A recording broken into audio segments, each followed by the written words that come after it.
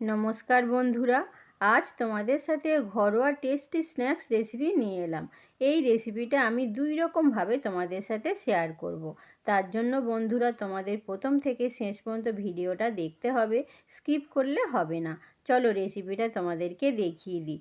প্রথমে মিক্সিতে এক বাটি কড়াইশুঁটি নিয়ে তার মধ্যে দিয়েছি কয়েকটা কাঁচা লঙ্কা, রসুন ও টুকরো করা আদা দিয়ে মিক্সিতে ভালো করে একটা পেস্ট তৈরি করে নেব। এবার কড়াইতে কিছুটা সর্ষের তেল দিয়ে তারপর কালো জিরের ফোড়ন দিয়ে দেব।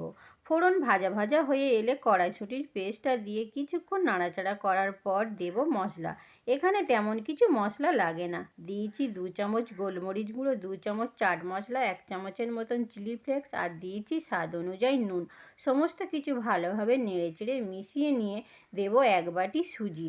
একটু নেড়ে দেব ওই সুজির বাটির 1 বাটি জল। এবার কিছুক্ষণ ধরে নাড়তে থাকবো। যখন দেখব শুকনো ডো তৈরি হয়ে এসেছে তখনই দেব আগে থেকে সেদ্ধ করে রাখা গ্রেট করা আলু দিয়ে আরও 2 থেকে 3 মিনিট ভালো করে নেড়েচেড়ে কড়াইতে বেশ সুন্দর একটা ডো তৈরি হয়ে গিয়েছে।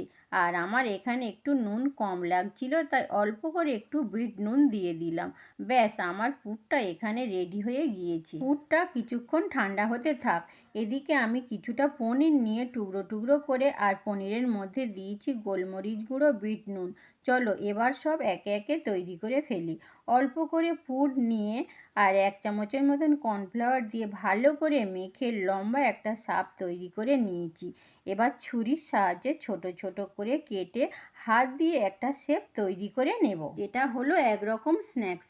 আবার কিছুটা পুর নিয়ে কর্নফ্লাওয়ার দিয়ে মেখে যেমন নারকেল পিঠে করে ঠিক সেই রকমভাবে কিছুটা পুর নিয়ে গোল করে মাঝে একটা গর্ত করে আর যে পনির টুকরো করে রেখেছিলাম সেই পনির একটা করে টুকরো দিয়ে হাতের সাহায্যে পনিরটাকে ঢেকে দিয়ে গোল করে দিলাম।